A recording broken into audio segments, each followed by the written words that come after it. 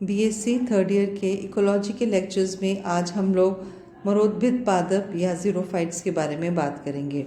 सबसे पहले हम लोग ज़ीरोफिटिक के जो टाइप्स हैं उनके बारे में बताएंगे। तो मुख्य रूप से इनके जीवन चक्र की अवधि या इनकी लाइफ साइकिल का जो पीरियड होता है, इनके फिजियोलॉजिकल और एनाटॉमिकल और मॉर्फोलॉजिकल जो इनके लक्षण होते हैं या कैरेक्टर्स हैं, उनके आधार पर काफ़ी सारे जो इकोलॉजिस्ट हैं या परिस्थिति वैज्ञानिकों ने ज़ीरोफिटिक प्लांट्स को 3 कैटेगरीज में डिवाइड किया है। वो हैं एफिमरल्स या अल्पकालिक पादप, सकुलेंट्स या मांसल पादप, और नॉन सकुलेंट या जिसको हम लोग कह सकते हैं अमांसल मरोद्भिद पादप। अब हम लोग एक एक करके इनकी बात करते हैं। जो एफिमरल्स होते हैं, ये पौधे जो जलाभाव या पानी की कमी की परिस्थितियों को टालने का प्रयास करते हैं, इनको ड्रॉट एस्केपिंग प्लांट्स भी कहा जाता है। और ये स्वयं को जो है वो ड्राई कंडीशन से बचाने का प्रयास करते हैं। ये एरिड जोन में काफ़ी पाए जाते हैं। इनका जीवन चक्र बहुत छोटा होता है, कुछ हफ्तों का हो सकता है या कुछ एक या 2 महीने में अपनी लाइफ साइकिल को कंप्लीट कर लेते हैं। और इनमें कोई बहुत अधिक मॉर्फोलॉजिकल या एनाटॉमिकल जो चेंजेस हैं हमें इनकी बॉडी में नहीं देखने को मिलती हैं। ये सिर्फ जो फेवरेबल कंडीशंस में ही अपनी लाइफ साइकिल को कंप्लीट कर लेते हैं और ये एडवर्स कंडीशंस को या सूखी कंडीशंस को फेस नहीं करते। इसके एग्जांपल्स हैं जैसे ट्रिबुलस टेरेस्ट्रस, इसका एग्जांपल है ट्रायंथीमा मोनोगाइना हो गया, सूडिया हो गया, पीली कंटीली जिसको हम लोग सोलेनम ज़ैंथोकार्पम कहते हैं। ये सभी इसी के एग्जाम्पल्स हैं। इसके बाद जो दूसरी कैटेगरी के प्लांट्स हैं, इनको हम लोग गुद्देदार या मांसल पादप या सकुलेंट्स भी कह सकते हैं। इनमें इन पौधों की विशेष कंडीशंस ये होती है कि इनकी बॉडी के अंदर वाटर स्टोरेज सेल्स जो हैं वो पाए जाते हैं, और ये पानी को इनके जो इंटरनल एनाटॉमिकल कंडीशंस होती हैं कि कुछ जो सेल्स होते हैं वो ज़्यादा सेल्स इसमें पेरेन्काइमेटस थिन वॉल्ड कोशिकाएं होती हैं, और इनकी जो कोशिकाएं या सेल्स में पेंटोसन्स बहुत अधिक मात्रा में पाए जाते हैं, जिसकी वजह से जो जल के जो मॉलिक्यूल्स हैं वो इनके साथ बाइंड करने की क्षमता रखते हैं या उनके साथ परिबद्ध हो जाते हैं। और ये जो गुद्देदार पौधे हैं, इनको हम लोग मांसलोद्भिद भी कहते हैं। तो इसमें भी आगे 2 कैटेगरीज आती हैं। एक वो कि जिनकी स्टेम जो है वो गुद्देदार होती हैं, इनको हम लोग स्टेम सकुलेंट्स कहते हैं, जैसे ओपनशिया या नागफनी इसका एग्जाम्पल है। और दूसरे लीफ सकुलेंट्स होते हैं, जैसे जिनकी लीव्स पत्तियां जो है वो मांसल हो जाती हैं, जैसे सालसोला और एलोए जिसको हम लोग ग्वारपाठा भी कहते हैं। एलोए है, ब्रायोफिलम है, ट्रेडिस्केंशिया है, वो इसके उदाहरण हैं। तो इसको आप समझ लीजिए, सकुलेंट्स जो हैं वो मांसल या गुद्देदार पादप होते हैं, और ये भी 2 प्रकार के हो सकते हैं। एक जिनकी स्टेम्स जो है वो सकुलेंट हो जाती हैं, जैसे नागफनी है या ज़्यादातर कैक्टस होते हैं, ओपनशिया इसका उदाहरण है। और दूसरे जिसकी लीव्स जो है वो सकुलेंट होती हैं, जैसे ट्रेडिस्केंशिया हो गया या एलोए हो गया या ब्रायोफिलम इसका उदाहरण है। और इसमें जो तीसरी कैटेगरी आती है वो नॉन सकुलेंट पेरिनियल प्लांट्स हैं। इनको हम लोग अमांसल मरोद्भिद पादप भी कहते हैं। और ये जो पौधे होते हैं इनको हम लोग वास्तविक या सत्य प्लांट्स कहते हैं। ये मुख्य रूप से ड्रॉट रेजिस्टेंट जलाभाव प्रतिरोधी पादप होते हैं। इनको ड्रॉट रेजिस्टेंट इसलिए कहते हैं क्योंकि इनके शरीर में बहुत सारी मॉर्फोलॉजिकल, एनाटॉमिकल और फिजियोलॉजिकल अडेप्टेशंस पाई जाती हैं, जिसकी वजह से बहुत समय तक जल के अभाव की अवस्था में जीवन यापन करने में सक्षम होते हैं। और ऐसे प्लांट ज़्यादातर बहुवर्षीय झाड़ियाँ या वृक्ष स्वभाव के हो सकते हैं। अपने राजस्थान में ज़्यादातर हम लोग ऐसे प्लांट्स को देखते हैं, जैसे खीप हो गया लेप्टोडीनिया, या केर हो गया कैपरिस, कैलोट्रोपिस या आक, बबूल और जिजिफस जिसको हम लोग बेर कहते हैं। ये सभी नॉन सकुलेंट मतलब मांसल नहीं है, ट्रू ज़ीरोफाइट्स हैं, ड्रॉट रेजिस्टेंट प्लांट हैं। इनके अंदर इकोलॉजिकल अडेप्टेशंस पाई जाती हैं। एक एक अन्य तरीके से भी इनकी क्लासिफिकेशन की जाती है। ये तो हो गए भी एफिमरल्स हो गए, सकुलेंट और नॉन सकुलेंट प्लांट्स हो गए। इसके अलावा जैसे केंद्री एंड शायन्स ने 1911 में प्लांट्स को 3 कैटेगरी में डिवाइड किया था। वो है ड्रॉट एस्केपिंग प्लांट्स या जलाभाव से पलायन करने वाले प्लांट्स, दूसरे ड्रॉट एंड्यूरिंग प्लांट्स और तीसरे हैं drought resistant plants. Drought enduring plants को जलाभाव सहिष्णु पादप कहते हैं और ड्रॉट रेजिस्टेंट को जलाभाव प्रतिरोधी पादप कहते हैं। तो ये भी क्लासिफिकेशन का एक तरीका है और इस पे कई बार क्वेश्चन आता है कि ड्रॉट रेजिस्टेंट प्लांट कौन सा है या ड्रॉट एंड्यूरिंग प्लांट कौन सा है। तो मैं आपको समझा देती हूँ। ड्रॉट एस्केपिंग प्लांट्स तो जैसे मैंने अभी आपको बताया, जैसे एफिमरल्स हो गए जो छोटे टाइम के लिए होते हैं और छोटी सी जीवन यापन अपना कर लेते हैं, उनको ड्रॉट एस्केपिंग प्लांट्स कहते हैं या जलाभाव से पलायन करने वाले प्लांट्स। और जो ड्रॉट एंड्यूरिंग प्लांट्स होते हैं ये वो प्लांट्स होते हैं, ये भी छोटे प्लांट्स होते हैं। ये 1 वर्षीय भी हो सकते हैं, बहुवर्षीय भी हो सकते हैं। ये छोटी छोटी झाड़ी या शाख भी हो सकते हैं या छोटे वृक्ष हो सकते हैं। और इसमें क्या होता है कि ये भी काफ़ी समय तक जलाभाव को लंबे समय तक सहन कर लेते हैं, पर इनकी विशेष बात ये होती है कि ड्राई कंडीशंस में इनका जो पत्तियां जो हैं वो झड़ जाती हैं और इनका जो कंप्लीट जो एरियल पार्ट होता है वो नष्ट हो जाता है। और ये जो भूमिगत अंडरग्राउंड प्लांट्स होते हैं जैसे प्रकंद हो गया या धनकंद हो गया, इनके द्वारा ही ये जीवित रहते हैं, सक्रिय रहते हैं। और जिस समय इनमें कंडीशंस इनकी फेवरेबल कंडीशंस वापस आने पर इनके जो अंडरग्राउंड प्लांट्स होते हैं, जैसे मैंने अभी आपको बताया प्रकंद वगैरह, ये फिर से इनमें जर्मिनेशन या ये फिर से पेरिनेटिंग स्ट्रक्चर्स जो हैं वो प्रस्फुटित हो जाते हैं और नए पादप को विकास करते हैं। जैसे सेवन ग्रास जो है इसका बहुत अगर अच्छा एग्जाम्पल है, ये है ड्रॉट एंड्यूरिंग प्लांट्स।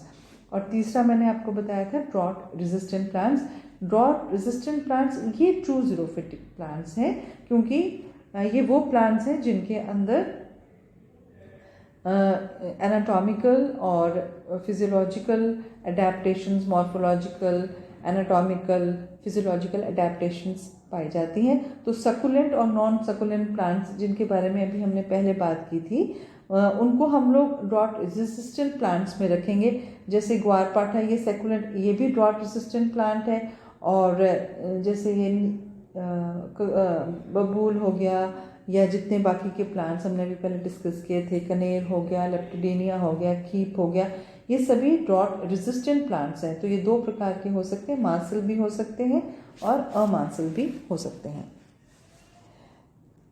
तो अब हम लोग इनके कुछ जो जीरोफिटिक एडेप्टेशंस की अगर हम लोग बात करते हैं तो इनमें काफ़ी सारे जो ट्रू जीरोफिटिक प्लांट्स होते हैं इनमें बहुत सारे हमें मॉडिफिकेशंस देखने को मिलते हैं।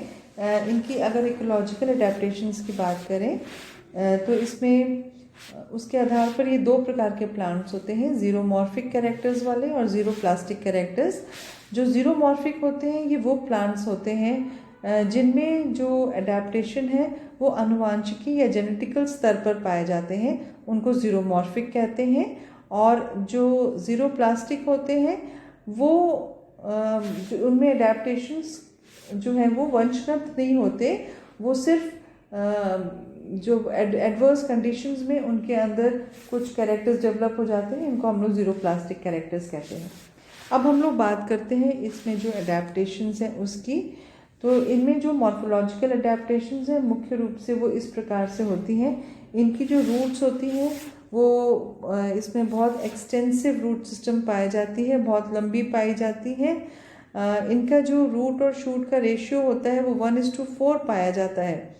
तो जैसे अगर आपको एग्जांपल दें तो जो प्रोसोपस है या जिसको हम लोग खेचड़ी कहते हैं, इसकी जड़ें जो हैं वो 20 मीटर तक होती हैं। तो ये बहुत इम्पॉर्टेंट होता है, इनमें जो जड़ें हैं वो बहुत चारों तरफ से प्रसारित और सुविकसित होती हैं। उसके बाद दूसरी जो है इन पौधों में जो इसकी स्टेम की बात करें तो स्टेम्स में बहुत ज़्यादा इसमें मॉडिफिकेशंस देखने को मिलती है और अलग अलग प्रकार की देखने को मिलती है। जैसे ज़्यादातर जो ज़ीरोफाइट्स होते हैं उनकी जो स्टेम होती है वो वुडी होती है और छोटी होती है।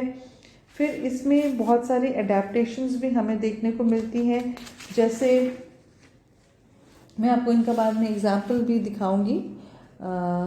ये देखिए, जैसे स्टेम जो है वो मांसल हो जाती है और तने के रूप में परिवर्तित हो जाती है, जिसको हम लोग फाइलोक्लेट्स कहते हैं। इसी प्रकार से ये इसके एग्जाम्पल हैं जिसमें स्टेम जो है वो रूपांतरित होके पत्ती के समान चपटा और हरी हो जाती है। अब इसमें एक चीज़ और मैं बताऊंगी। एक होता है, इसमें फिर आपको बताती हूँ, एक होता है फिलोक्लेट और एक होता है क्लैडोड। तो फिलोक्लेट क्या होता है, जैसे जो लीफ है वो मांसल होके स्टेम की तरफ होगी, उसको हम लोग फिलोक्लेट कहते हैं। और कई बार क्लैडोड शब्द का इस्तेमाल किया जाता है, जैसे रस्कस में होता है। क्लैडोड में क्या होता है कि ये भी फिलोक्लेट होती है, पर इसमें जो है वो इंटरनोड्स, एक या दो ही इंटरनोड्स पाई जाती हैं। ऐसी कंडीशन को हम लोग क्लैडोड कहते हैं। रस्कस में पाई जाती है, एस्पेरेगस में पाई जाती है। और एस्पेरेगस में जो इसकी एक्सिलरी ब्रांचेस होती हैं या कक्षस्थ शाखाएं जो होती हैं, वो भी हरे रंग की और लीफ लाइक स्ट्रक्चर्स में रूपांतरित हो जाती हैं, जिनको क्लैडोड कहा जाता है। एक शब्द और होता है जिसको हम लोग कहते हैं, उसको फिलोड कहा जाता है। जो फाइलोक्लेट्स होते हैं उसको प्रणाम स्तंभ कहा जाता है, और जो फिलोब होता है उसको प्रणाम वंत कहा जाता है। तो फिलोड में क्या होता है याद रखिएगा, जैसे अकेशिया मेलानोज़ैलन में ये कंडीशन देखने को मिल जाती है। उसमें क्या होता है कि जो पर्न का व्रंत होता है वो पत्ती के समान चपटा और हरा हो जाता है, इसको फिलोड कहते हैं। तो इस चीज़ को डिफ्रेंशिएट कर लीजिए। एक हो गया फिलोक्लेट, एक हो गया क्लैडोड और एक हो गया फिलोड। ये बहुत इंपॉर्टेंट है, 1 नंबर के क्वेश्चन पे भी आता है। तो फिलोक्लेट क्या होता है, फाइलोक्लेट क्या होता है कि जब हमारी स्टेम जो है वो परिवर्तित हो जाती है लीफ में, उसको फिलोक्लेट कहते हैं। और अगर हमारी एक्सिलरी ब्रांच जो होती है वो कन्वर्ट हो जाती है, तो उसको हम लोग लीफ, जो हमारी एक्सिलरी ब्रांच है वो लीफ में कन्वर्ट हो जाती है, इसको क्लैडोड कह सकते हैं। और जब पर्न का व्रंत होता है, लीफ का जो व्रंत है या जो पीटियोल है, जब लीफ लाइक हो जाती है तो इसको फिलोड कहते हैं। तो ये चीज़ आप समझिएगा, 3 चीज़ें, फिलोक्लेट क्या होता है, क्लैडोड क्या होता है और एक फिलोड क्या होता है, ये 3 चीज़ें आप लोग याद रखिएगा। इसके बाद जो मेन अडेप्टेशंस के, अगर हम लोग ये कुछ ज़ीरोफिटिक प्लांट्स आपके इसमें दिखा रही हूँ मैं, अब हम लोग इन्हीं को ध्यान में रखें। ये कैजुराइना है और ये नीरियम की लीफ का स्टेम है। ये भी एक टीएस है, लीफ का उसका एक ज़ीरोफिटिक लीफ का उसका स्ट्रक्चर है। ये एक ग्रास की लीफ का सेक्शन हमें दिखाई दे रहा है। इनमें जो एनाटॉमिकल चेंजेस हैं वो मुख्य रूप से अगर हम लोग स्टडी करेंगे तो इसमें जो एनाटॉमिकल मॉडिफिकेशंस हैं वो काफ़ी सारी पाई जाती हैं। फॉर एग्ज़ाम्पल ये हम लोग कैजुराइना में देख लीजिए, कैजुराइना का हमें स्ट्रक्चर दिखाया जा रहा है। इसमें रिजेस और ग्रूव्स पाए जा रहे हैं, और जो ग्रूव वाला रीजन्स है वहाँ पर संकन स्टोमेटा पाया जाता है। तो ये जो संकन स्टोमेटा होता है, ये भी इनका मुख्य काम क्या होता है, मतलब इसमें इनमें बहुत सारी ऐसी मॉडिफिकेशंस पाई जाती हैं जिसके द्वारा जो ट्रांसपिरेशन का रेट है उसको कम करने का कार्य करते हैं। बहुत सारे हमें अडेप्टेशंस मिलेंगे जिसमें लीव्स के ऊपर क्यूटिकल पाई जाएगी, ये भी एक ज़ीरोफिटिक कैरेक्टर है। फिर एपिडर्मिस जो है वो मल्टी लेयर हो सकती है, ये भी ज़ीरोफिटिक कैरेक्टर है। फिर इसमें जो रिजेस और ग्रूव्स का पाया जाना, और जो ग्रूव्स या गर्ती स्थलों हैं उसमें स्टोमेटा पाया जाता है, जैसे मैं अभी एग्जांपल दिखा रही हूँ। ये भी जो कंडीशन होती है ये पानी के लॉस को कम करने का कार्य करती है। इन सभी जितने भी ज़ीरोफिटिक प्लांट्स हैं, इनकी आंतरिक संरचनाओं में जो इसकी हाइपोडर्मिस होती है वो बहुत अधिक विकसित होती है। वो ज़्यादातर स्क्लेरेन्काइमा के द्वारा बनी हुई होती है। स्क्लेरेन्काइमेटस सेल्स काफ़ी अधिक मात्रा में पाए जाते हैं। फिर ये देख लीजिए, ये नीचे वाला पोर्शन आप देख लीजिए, संकन स्टोमेटा कंडीशन हमें नज़र आ रही है। और ये बहुत इम्पॉर्टेंट है इसमें प्रेजेंस ऑफ संकन स्टोमेटा। इधर देख लीजिए, ये क्यूटिकल का प्रेजेंस होना, मल्टीपल एपिडर्मिस का प्रेजेंस होना, पैलिसेड टिश्यू का प्रेजेंट होना, फिर वेल डेवलप्ड वस्कुलर टिश्यू है, ये भी ज़ीरोफिटिक कैरेक्टर है। उसके बाहर बेंडल शीथ प्रेजेंट है, ये भी ज़ीरोफिटिक कैरेक्टर है। जो लोअर एपिडर्मिस है उसमें संकन स्टोमेटा पाए जाएंगे, और जहाँ पर स्टोमेटा पाया जाता है वहाँ पर बहुत सारे ट्राइकोम्स या हेयर्स भी पाए जाते हैं। ये भी ज़ीरोफिटिक कैरेक्टर है जो कि ट्रांसपीरेशन की रेट को कम करने का कार्य करता है। इसी प्रकार से एक ये ज़ीरोफिटिक एडेप्टेशन बहुत इम्पॉर्टेंट है। ये कुछ ग्रासेस में हमको देखने को मिलेगा। इन ग्रासेस में क्या होता है कि इनकी जो एपिडर्मिस होती है उसमें कुछ कोशिकाएं पाई जाती हैं, बड़े आकार की होती हैं, जिनको मोटर सेल्स या बुलीफॉर्म कोशिकाएं या सेल्स कहा जाता है।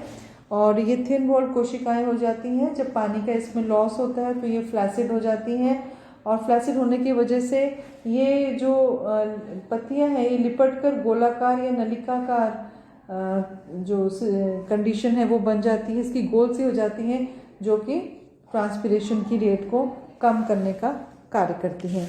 तो इसके अलावा इनमें कुछ फिजियोलॉजिकल अडेप्टेशंस भी पाई जाती हैं। जैसे मैंने आपको बताया था कि इनकी कोशिकाओं में पॉलीसैकेराइड्स और पेंटोसिन्स पाए जाते हैं, और ये जो पेंटोसिन्स हैं ये वाटर के साथ इनमें जलबद्धता की इसमें क्षमता होती है, जो पानी के साथ पानी को एब्जॉर्ब करने के और उसको मेंटेन करने का काम करते हैं। इसके अलावा इनमें स्पेशल प्रकार का कैंप साइकिल पाया जाता है, वो भी इनका एक तरह से एडेप्टेशन होता है, जिसके द्वारा ये इनमें क्या होता है कि जो रेस्पिरेशन, अंधेरे में ये श्वसन क्रिया करके इसमें इनके जो रंध्र हैं वो रात के समय जो है वो मुख्य रूप से खुले रहते हैं। नाइट में ये स्टोमेटा खुले रहते हैं और दिन में ये स्टोमेटा जो है वो बंद रहते हैं। इनके अंदर कैस्टोलेसिन एसिड मेटाबॉलिज्म पाया जाता है। तो ये कुछ ऐसी ज़ीरोफिटिक एडेप्टेशंस हैं जो कि प्लांट्स को सरवाइव करने में मदद करती हैं। तो अब आप लोग एक बार फिर से इसको देख लीजिए, और ये एक तरह से एक समरी बनाई थी एडेप्टेशंस की, जिसमें ये बताया था कि जो मेन इकोलॉजिकल एडेप्टेशंस हैं उसमें एक तो थिक क्यूटिकल है, दूसरा कि लीफ का सरफेस जो है वो इसमें छोटा हो जाता है। जैसे आप देखेंगे ज़ीरोफिटिक प्लांट्स जो होते हैं इनकी पत्तियां बहुत छोटी हो जाती हैं, स्केली हो जाती हैं, लीफ और नीडल के समान हो सकती हैं। ऐसी स्थिति में जो ज़्यादा काम जो है वो स्टेम जो है वो क्लोरोफिलस हो जाते हैं, उसमें टिश्यू पाए जाते हैं जो कि भोजन को बनाने का काम करने लेते हैं। फिर इनमें स्टोमेटा कम पाया जाता है, फिर स्टोमेटा संकन पाया जाता है, जैसे मैंने अभी आपको बताया था। और इनकी जहाँ पर स्टोमेटा पाया जाता है वहाँ पर स्टोमेटल हेयर्स पाए जाते हैं, ट्राइकोम्स बनाए जाते हैं। ये भी जो है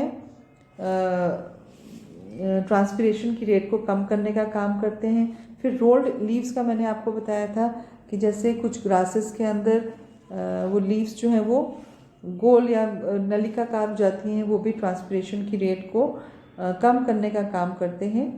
और एक्सटेंसिव रूट सिस्टम जो है वो पाया जाता है, जो कि पानी को अवशोषण करने में, एब्जॉर्ब करने में मदद करते हैं, जैसे कैक्टस इसका अच्छा एग्जाम्पल है। तो इसी के साथ ही ये टॉपिक जो है वो आपका ज़ीरोफाइट्स का हो जाता है। ज़ीरोफाइट्स में मैंने आपको बता दिया कि इसमें मुख्य रूप से दो तरह से क्लासिफाई कर सकते हैं, एफिमरल्स, सकुलेंट्स और नॉन सकुलेंट्स। एक तो ये क्लासिफिकेशन होगी, मतलब अल्पकालिक पादप और गुद्देदार या मांसल पादप, और नॉन सकुलेंट्स या अमांसल मरोद्भिद पादप। और इसके अलावा एक और क्लासिफिकेशन होती है जिसमें हम लोग इनको ड्रॉट एस्केपिंग, ड्रॉट एंड्यूरिंग और ड्रॉट रेजिस्टेंट प्लांट्स कह सकते हैं। ड्रॉट एस्केपिंग जैसे एफिमरल्स या छोटे जीवन चक्र वाले पादप, जिनको हम लोग कह सकते हैं जलाभाव से पलायन करने वाले पादप। दूसरे जलाभाव सहिष्णु पादप, इसमें बहुत ज़्यादा इकोलॉजिकल अडेप्टेशंस देखने को नहीं मिलती हैं। इनके जो है वो एडवर्स कंडीशन में पत्तियां झड़ जाती हैं और जो पेरिनेटिंग या भूमिगत जो भाग है वो जीवित रहता है और फेवरेबल कंडीशंस आने पर ये वापस अपनी जो ग्रो कर जाते हैं, जैसे सेवन ग्रासेस का उदाहरण हो गया। और तीसरा हो गया ड्रॉट रेजिस्टेंट प्लांट्स, ये 2 ज़ीरोफाइट्स हैं जिनके अंदर इकोलॉजिकल फिजियोलॉजिकल अडेप्टेशंस देखने को मिलेंगी, जैसे ओपनशिया हो गया, नीरियम हो गया, हीप हो गया, लेप्टिलिनिया, ये उसका उदाहरण है। तो आज के लेक्चर में इतना ही। नेक्स्ट लेक्चर में एक नया टॉपिक लेके आएंगे। Thank you.